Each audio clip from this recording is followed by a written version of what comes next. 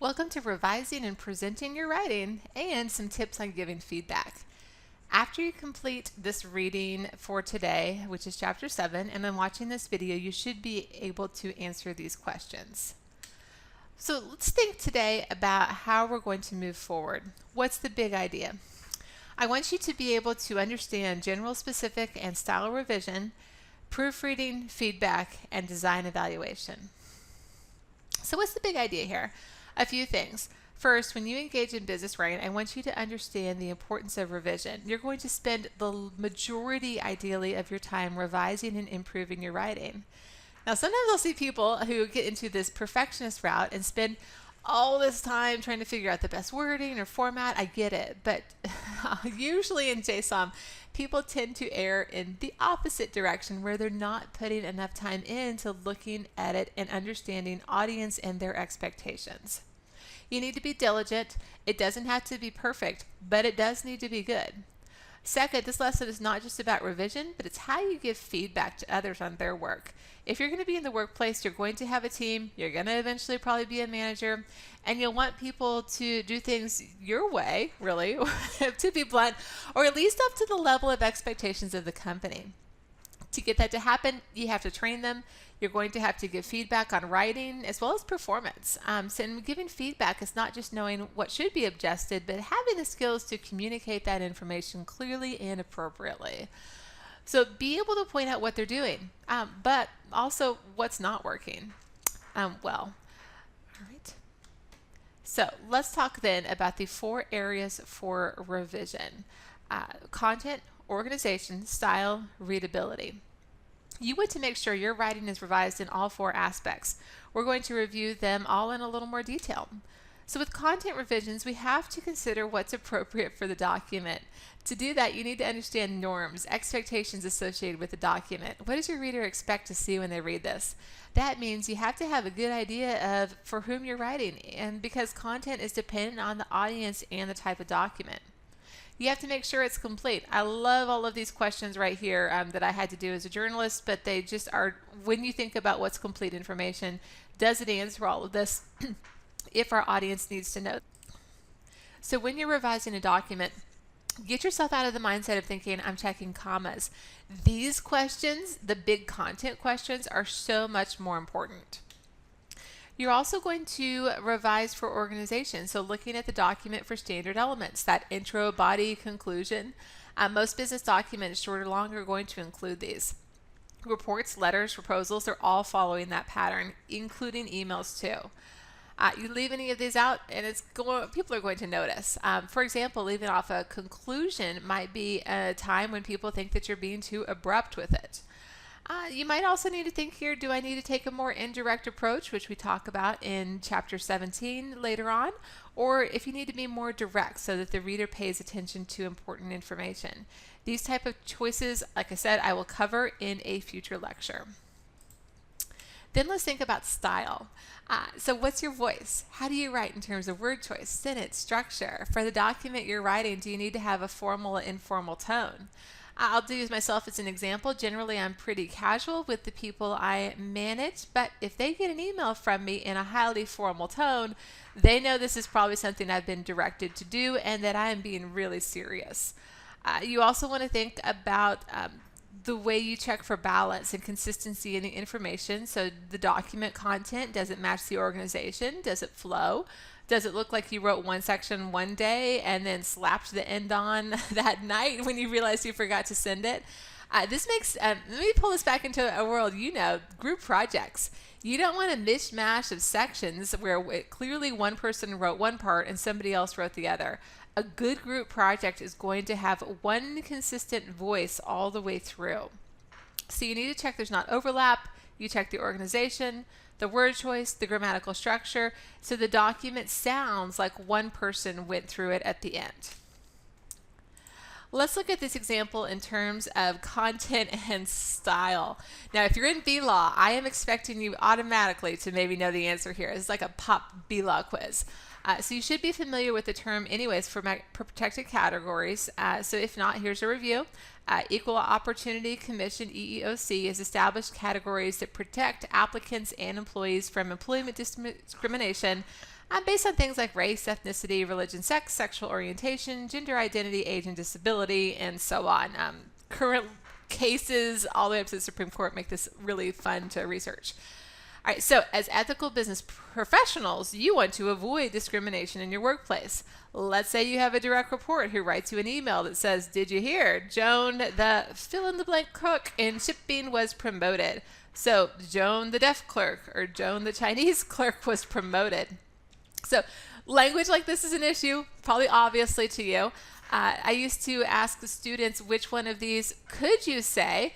And once upon a time when I first started teaching, so this is late, like 2007, 2008, 2009, I had students who really struggled with this, on which one could they say. And the difference now is you probably looked at these and were like, I'll just say WTF Dr. Moore, but WTF Dr. Moore, what why is this on my screen right now? Because you automatically recognize none of these would be okay. We should just use Joan's last name. But you're going to be working with the people who were in my class 13 years ago who could not figure out why it was wrong to call Joan the overweight clerk in shipping. And that's because they promoted. But in our language, what's so key here is not just that we're being fair and avoiding discrimination, but we're also reflecting that in our language, particularly when we're putting things in writing. So it's not just that we've promoted Joan, but we've promoted Joan and we've shown her respect so that we can't be subject later to a claim of discrimination. All right, next, readability. It is the reader's ability to read and understand the document. So be aware that tools like Grammarly can give you a readability score to tell you how your writing is understood, but you won't always have that tool. Well, maybe you will. But consider your sentence lengths. Shorter sentences are going to be easier to read and thus can aid readability. Look at these two sentences. Which one do you want to read? Which one's easier? If anybody everybody's saying B right now, right? So it gets to the point. Main idea of right there. People are, the term is cognitive misers, so you don't want to spend usually a ton of effort, even if you have a really high reading level and know all the words. They don't usually want to read the longest, densest, most complicated sentence. They're going to be more likely to go to the one that is easier to read, and you want your readers to want to read it. As long as you're an ethical communicator. I will say, if you're trying to bury something that is really bad, if you put it in number A, then people are going to be less likely to read it, but that can cause you other problems later on. All right, so let's look at 6 areas for revision. First is format. So you finish your draft, you ask yourself, does it meet the expectations for audience? Are reports in our company usually single-spaced or double-spaced? Are the headings consistent? That look clean and professional? This is first impression, so it's really important. Next, facts. So you're checking dates, you're checking information, and oh my goodness, check the numbers 50 times. You don't want to have to retract incorrect information. It'll impact your credibility. It'll make you look careless. Same with names. What message are you sending out if you greet someone in an email and get their name wrong? Or for myself, people calling me by the incorrect title. So Miss Moore from somebody who should be calling me Dr. Moore. Sometimes it's kind of like, okay, I guess you do remember who I am.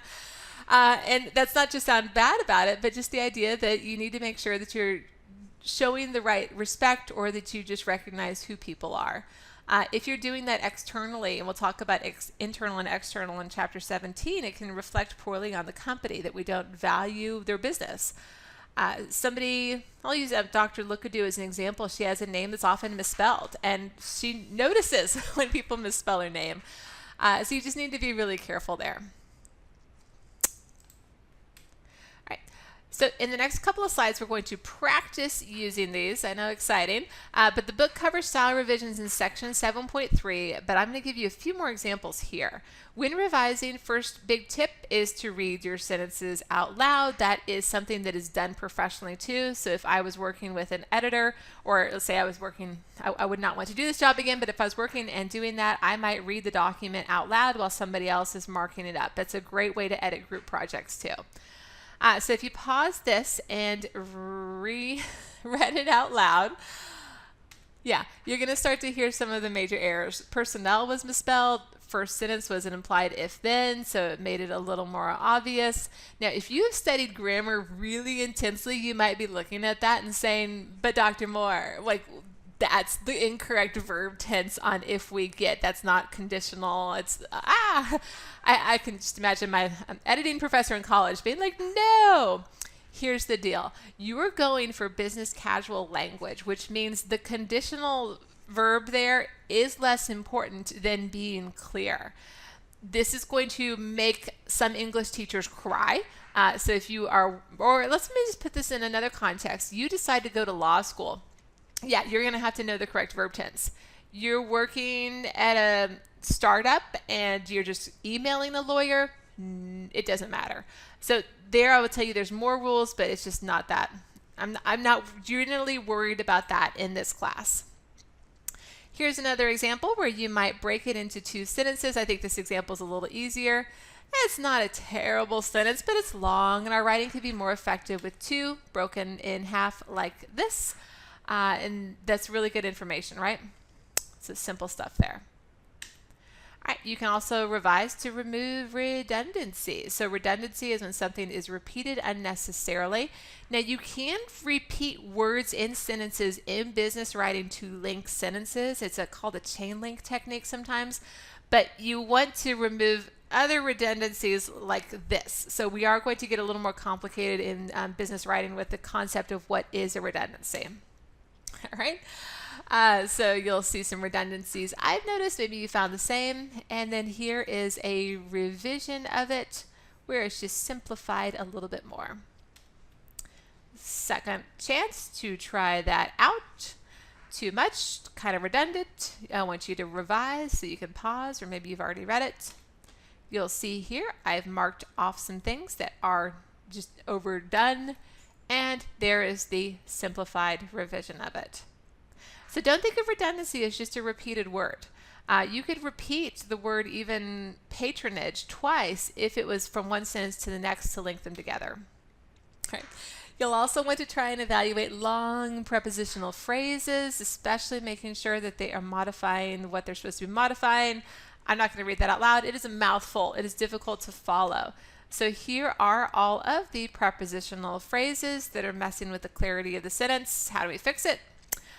There you'll see a way to simplify the language just a little bit. Here's another one. A lot of phrases in here.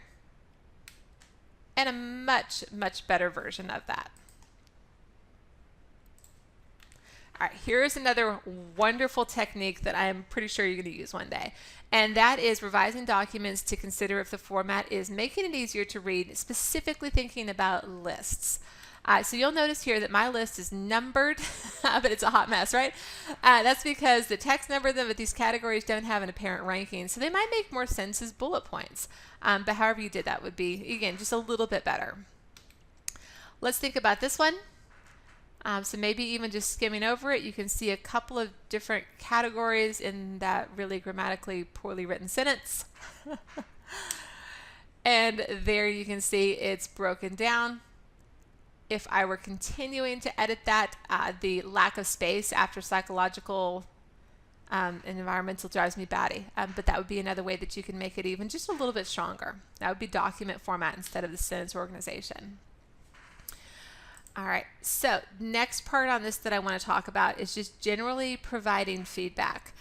So giving, receiving, not flipping out or getting defensive, all of that's going to really matter. The next couple of slides are based off of a book that I really like, which is called Thanks for the Feedback by Douglas Stone and Sheila Hinn. And maybe you've gotten things back when you've asked for feedback where it's just drawn around and you're like, what does the squiggle line mean? Why is this here? Why is that there? You may have also been told previously that there is some perfect feedback system. There's not.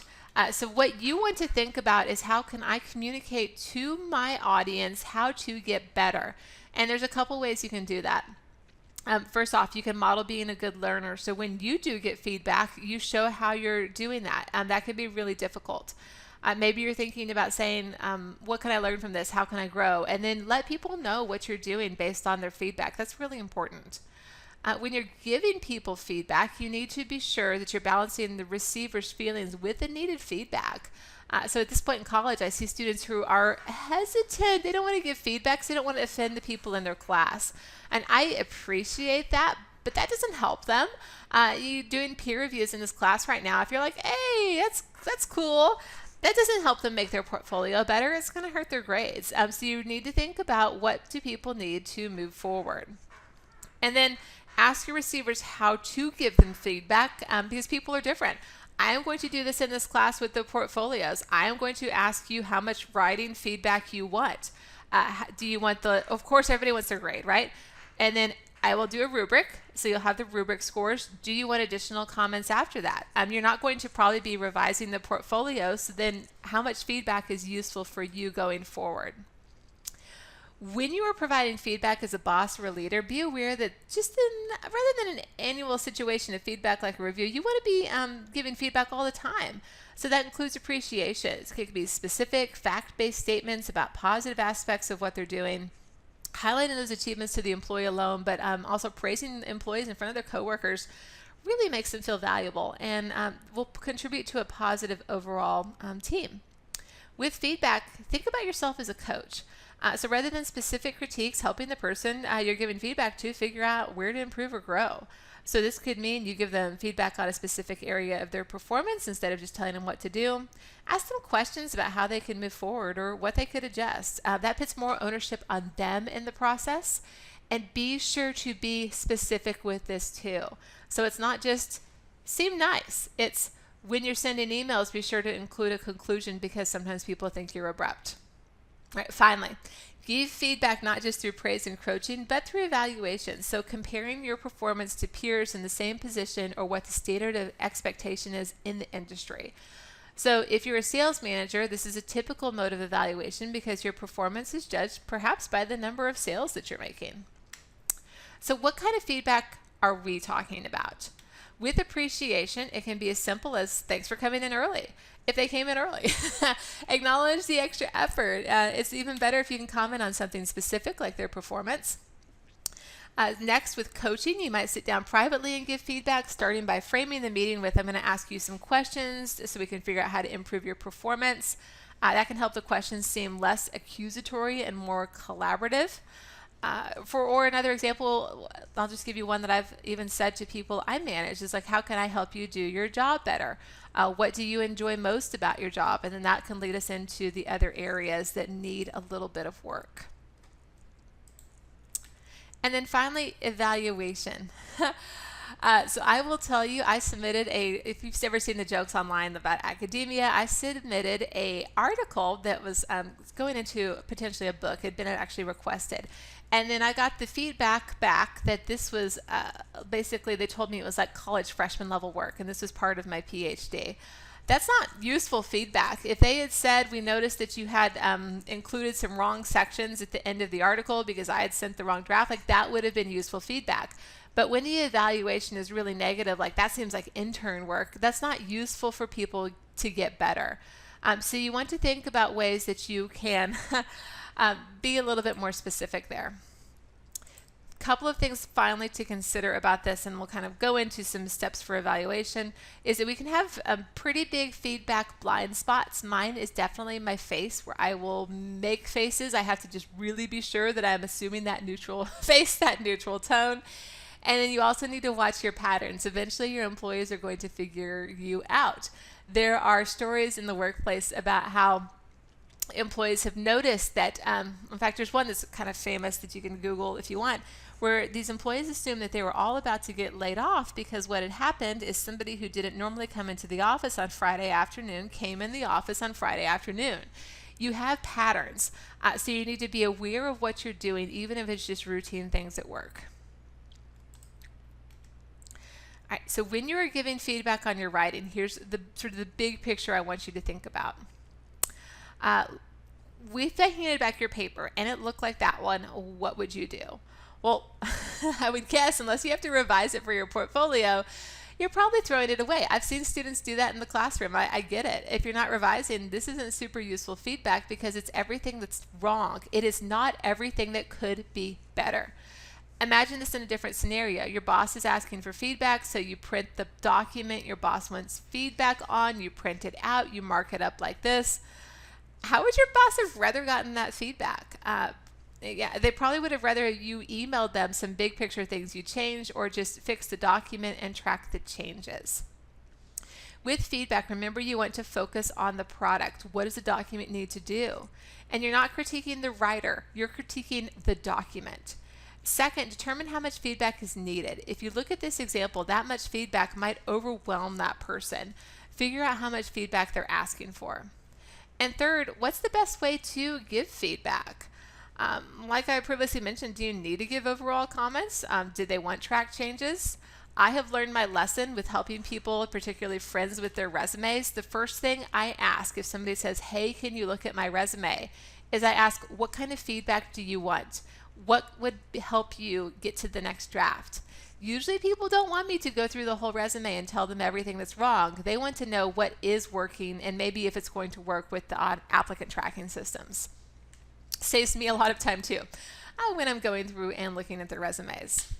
All right, here then are the 5 steps for evaluation, and these are really focused in on undergrad, but they are absolutely the same for work assignments. So you're looking at someone else's work, you need to first off understand what they've been asking you to do. So that example with the resumes, you've got somebody in high school who says, hey, can you look at my application essay? You want to figure out what they want. Then you want to assess how well their writing is carrying out that assignment. Evaluate assertions, look for evidence for chains of reasoning. So what is their argument based on? Do I need to check those facts, numbers, spelling? It's critically important when you're in business that you check the facts. You don't want to commit libel, for example, and defame someone or lock yourself into a contract based on faulty data. Be really careful when you're looking for errors. All right, so that is everything for this chapter on Chapter 7. Hopefully between reading the chapter, doing our assignment in this class that asks you to give feedback, and this lecture, you've thought about the ways that these questions really all connect. When you're revising, you need to think about all the categories that need it and how to do it effectively. Remember, nobody wants to work with the angry English teacher from the 5th grade. They want to work with someone on writing who's going to help them make their writing better. So when you're giving feedback because, hey, you went to business school, or hey, you took those business communication classes, think about how to do that effectively so that you're both providing coaching, evaluation, and clear next steps so that people can make their writing much stronger.